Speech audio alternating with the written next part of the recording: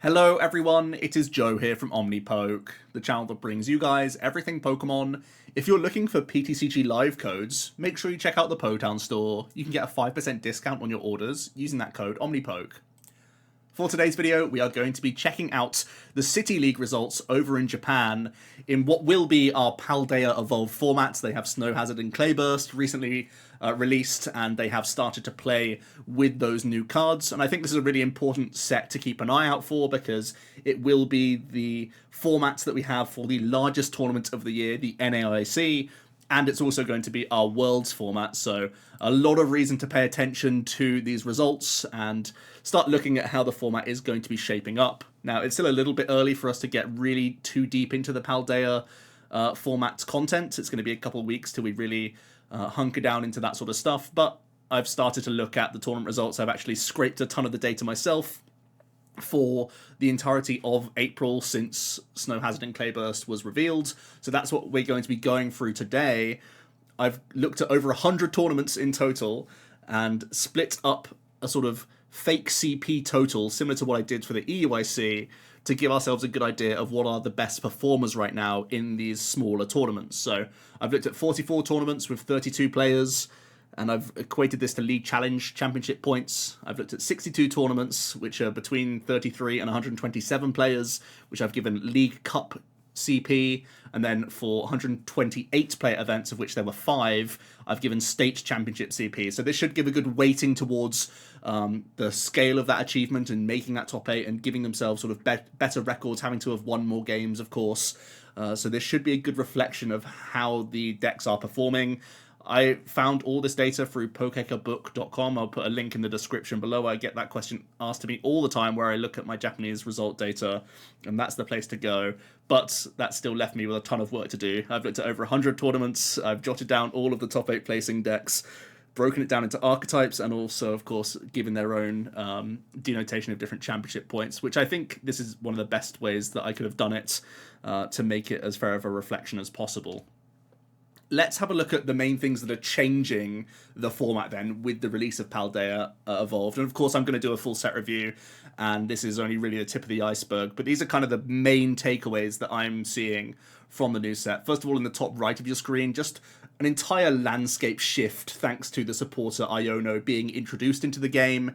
Each player shuffles their hand and then puts their hand to the bottom of their deck and draws a number of cards for each of their remaining prizes. And this is sort of that pseudo reprint to end that many players have yearned for in the Pokemon trading card game. Pokemon as a game is very snowbally at times, and often it's really about the early pressure and how much you can capitalize on that, because naturally you gain hand advantage by taking prize cards. You also take things off the opponent's board, which makes them re-establish things. It's always one of the biggest complaints inherently about the Pokemon TCG, and a supporter like this is one of the best ways to give a universal equalizer for archetypes. Almost any deck can add Iono realistically into their list, and it be a very strong early game card where you just get to see 6 new cards if you haven't taken any prizes, just to get into the game.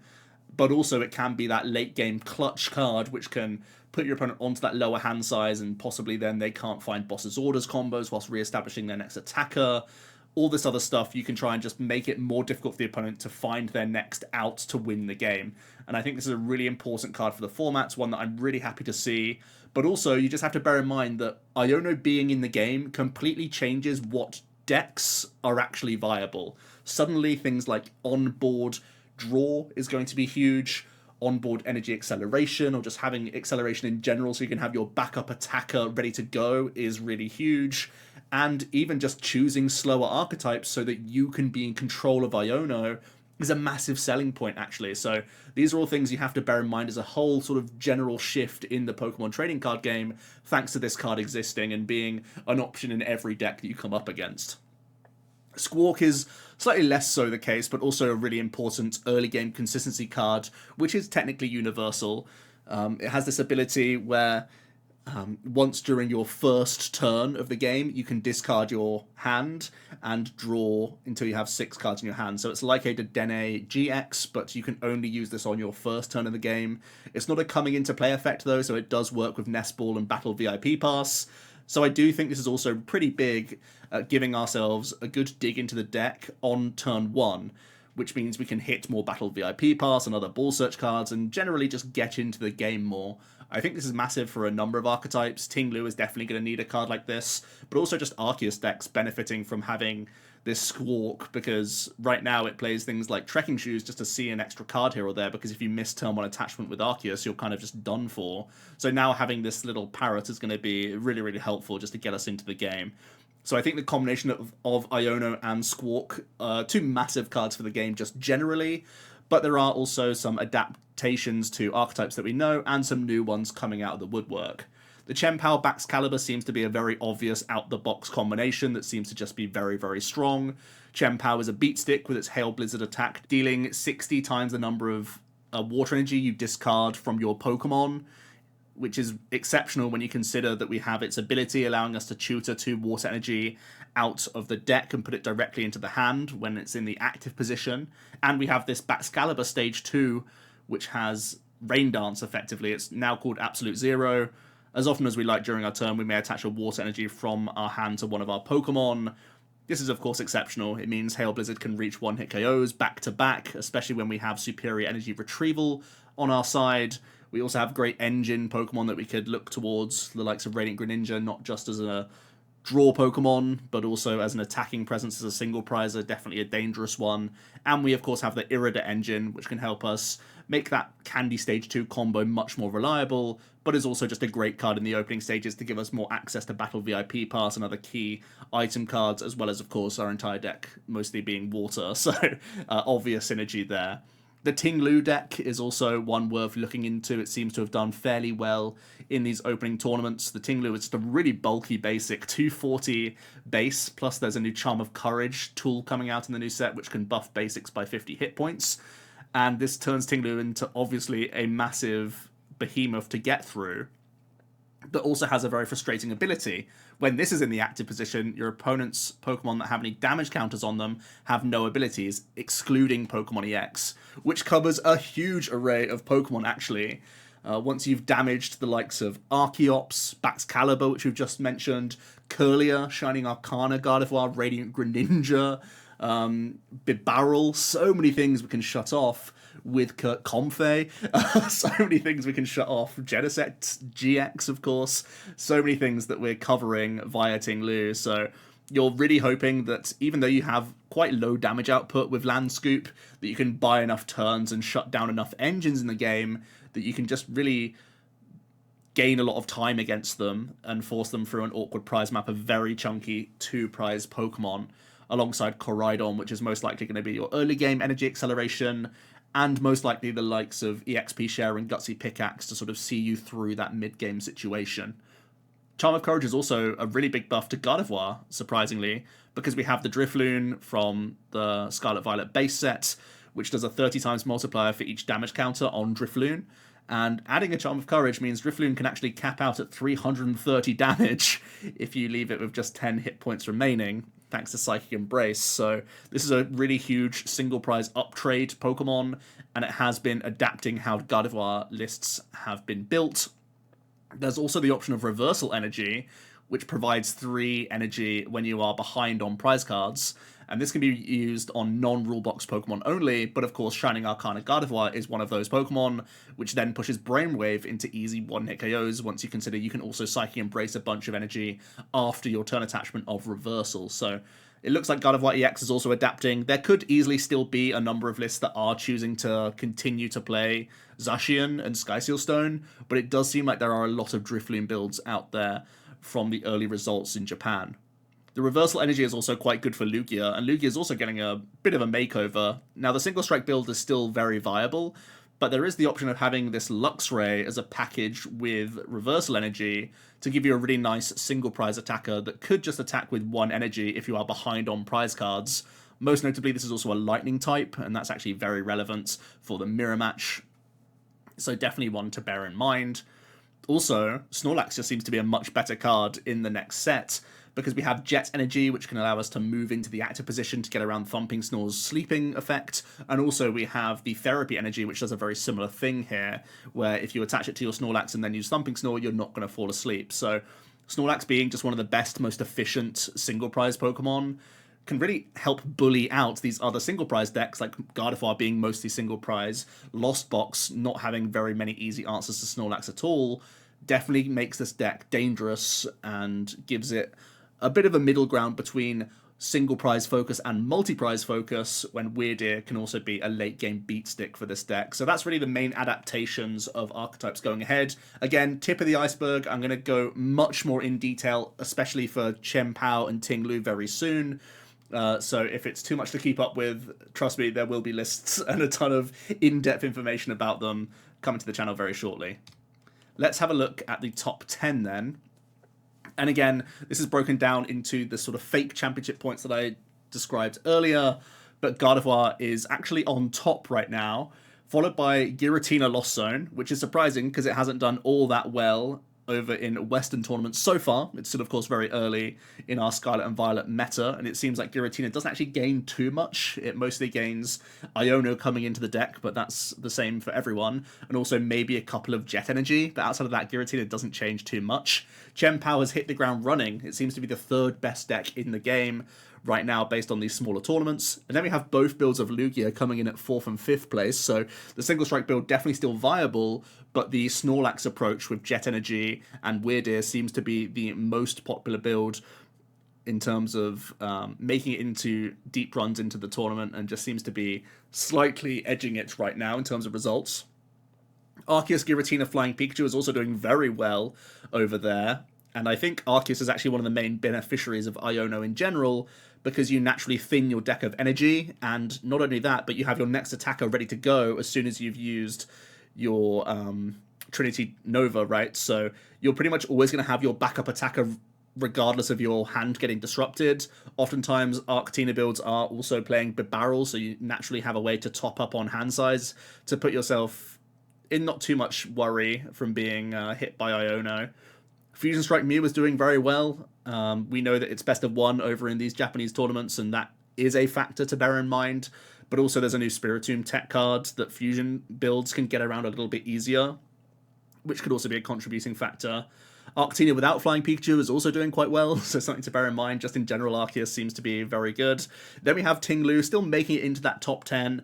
I think it's obvious that it's not really the highest tempo deck out there, and it does rely on, you know, slowing many archetypes down to be able to craft a win condition over a larger number of turns, which isn't always that flashy, but it does seem to still be relatively effective. And then we have Lost Zone Box, a real fall from grace from where we're seeing it right now in the current format as possibly the best deck in the game, one of the Lost Zone variants at least.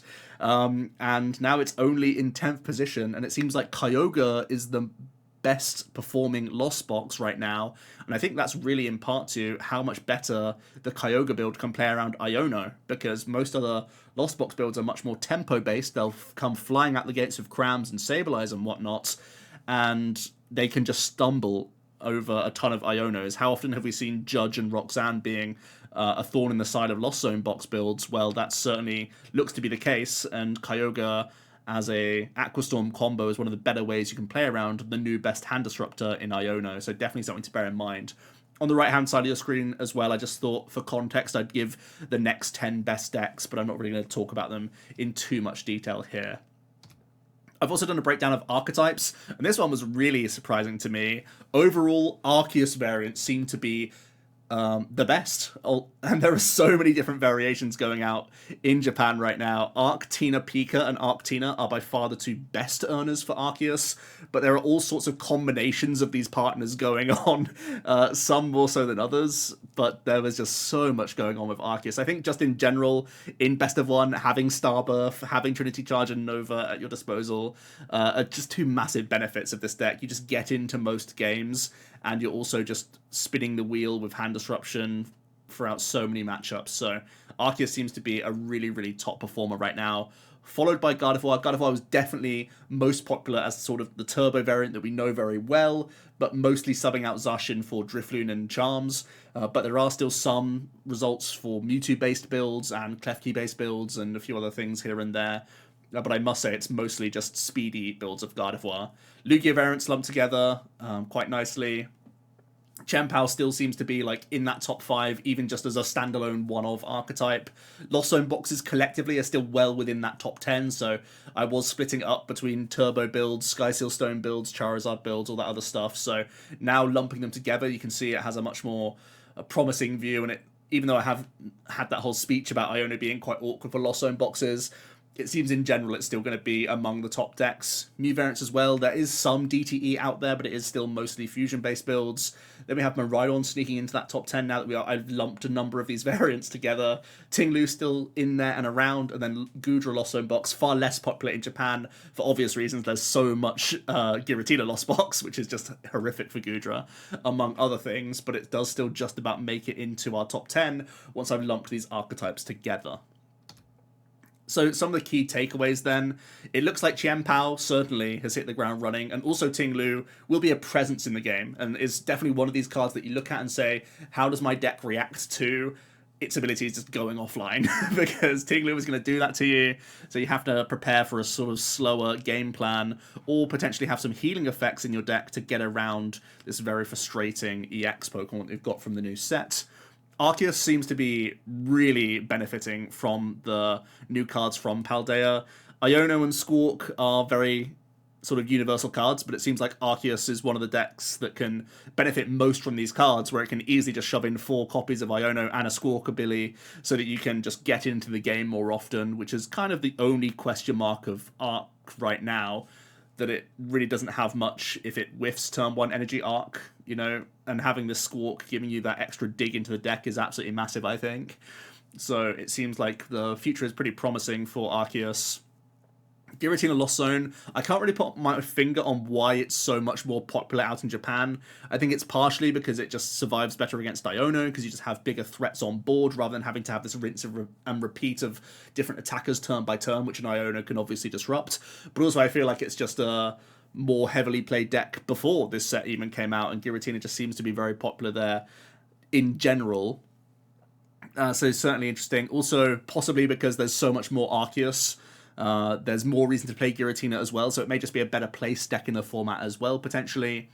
Kyogre and Charizard as Lost Zone boxes, as sort of more one-pricey builds, seem to play best into Iono, where Charizard has a very easy route to close out its game, where you're just trying to hit Clara, essentially, and then attack your Charizard for the higher damage output, and you can do much more creative plays with Sableye to set up damage. And then Kyogre, of course, is sometimes able to take, 5 prizes all in one go, and really play around Iono very well. And it will probably feel better than it does right now, because the format is much more judge-based.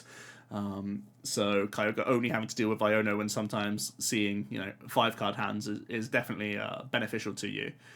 And then also Fusion Mew, like I said, it's much more popular already in Japan because best of 1, but also it's one of the better defenses against Spiritomb. Now Spiritomb isn't massively popular. I haven't seen it in like a huge array of decks, and there are still some builds that are choosing to still play Drapion as their Mew counter. But I think that threat of Spiritomb is always going to be there, looming over Mew's head, and it does seem to be that the Fusion Strike build, because you can put Fusion Energies onto your Genesect and continue to draw cards, even if there's a Spiritomb in play, is one of the better ways that you can play around this card. So, big discussion. It took me a long time to collate all this data. Even though I am taking it directly from a website, it's taking a lot of time to put them all into their CP categories and whatnot.